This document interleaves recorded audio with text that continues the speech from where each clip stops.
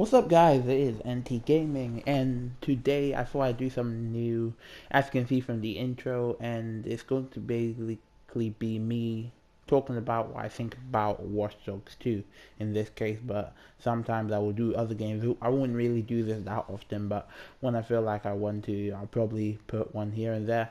But today it's going to be Watch Dogs 2, and what basically happens in this is that I will be looking at the game, which I've already played, and I will be talking about four main points, which will be control slash interface slash gameplay, and like it makes one group. Second one would be story, like story mode, and the third one would be online, while the last one would be the overall gameplay experience slash game experience. So let's get into it. Okay, like I said before, the first one will be the gameplay slash interface slash controls. Now, while playing the game, you kind of get the feeling that it's gonna be hard. Like when I first played the first mission, I had no idea what to do, and I think the problem with it is that you need experience from the first game to actually get a grip on what you're doing, and if you don't, it takes you quite a while to get a hang of what you're doing. And this game was they kind of hyped up too much, like, and it got people thinking, in my opinion, um that they should, like, they don't really need experience from previous games, just like GTA. In GTA, I started playing and I didn't really need experience from the other games. Just go into it, it was pretty self-explanatory. But with this one, it's kind of hard, and first mission took me quite a while to figure out what to do. And they even they started me off with the access key thing. It was quite hard, and escaping the building took me a few tries. I'd like to point out is how with like your character, it's kind of hard in missions to get around and do what you would like to do, because like it's once you get spotted, that all over you, no matter if you kill him first before he warned other people, and then once they're onto you, it's so hard to get away, and that overpowered, and like you don't really want to draw too much attention. Once you draw attention, it kind of gets really hard from there. Yeah, so that's another point I want to bring up.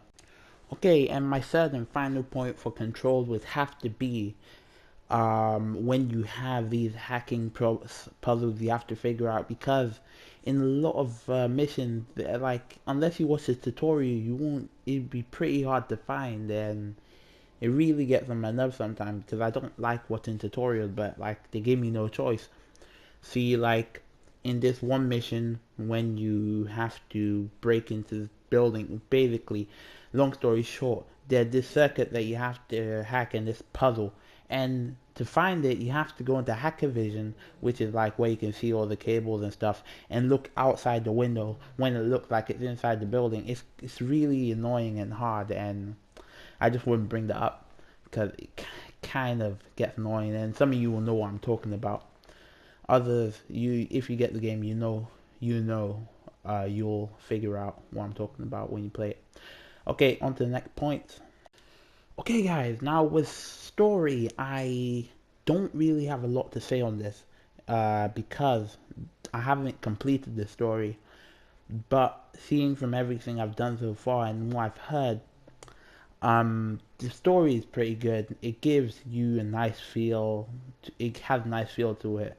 But the missions are way too hard, like I talked about before. They kind of get too hard. Side missions are okay, but main missions, they kind of get too hard way too quickly and escalate, and like they do stuff that you're not ready for, and it really takes a long time, and they force you to watch tutorials and stuff. I mean, you end up watching tutorials because nothing else you can do.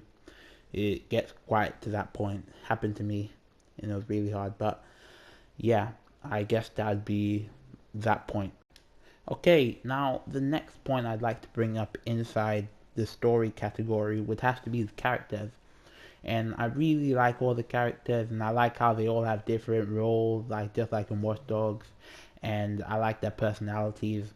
The one that bugs me out is, I forgot his name, but that weird one, uh, the computer hacker, but not Horatio. But yeah, I guess my favorite would have to be Wrench, and then Satara.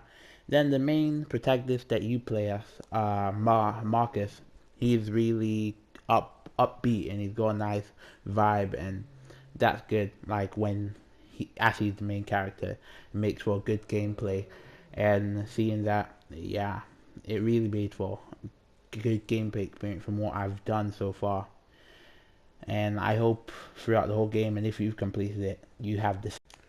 Okay guys, I decided on online being the last one, but because it's the main one I wanted to talk about. And with Watch Dogs 2, online just really confuses me. So here's how online works.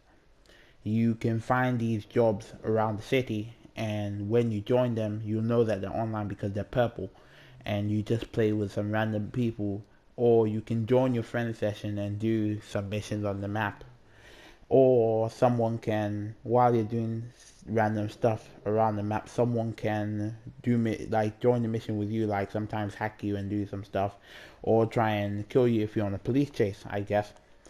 And the problem with that is that at first it's kind of fun, yeah, it's kind of fun, but then you realize that when you go AFK to get a sandwich or something, and you come back, as soon as you come back, you flipping being hacked by some random 12-year-old or something, and it kind of gets annoying. So, uh, yeah. So I think there should be a way to stop that, unless you don't have PlayStation Plus, and of course you need PlayStation Plus for it. That's the annoying part. Hate about this kind of stuff. Sorry about that. And yeah, it kind of gets annoying. And the online, they need some more. In my opinion, they need some more uh different kind, like variety, I say, in that kind of line of work. I mean, the like the work you can do, and what it has to offer, because right now it's really not that much. So yeah, that's all I really have to say for online, but it's a big point to me because it really doesn't help with the gameplay and it. Okay, finally, to wrap this things up, I'd just like to say that Watch Dogs 2 is a really good game, and I suggest you get it. These are just like my points on it, and everyone has a different opinion on it. It's easy for some people, like some of my friends, like Ninja Jeff. It's really easy for him, and yeah, it's really easy for some people. Some people just find it quite complicated, like me. But overall, I say the experience is really good. And if you haven't played Watch Dogs, then the first Watch Dogs, which I haven't, it's pretty good to get going. Like you still really need to play the first one to get the hang of the controls. But if you haven't played it, you gradually get the hang of the controls. But it makes the missions a lot harder for you. That's the main point. But I hope you did enjoy this video. If you did, drop a like, subscribe if you are new, and comment down below if you would like to see another one of these and what kind of game you'd like me to do it on, and I'll try my best to. So hope that's all for this, and I hope you guys enjoy.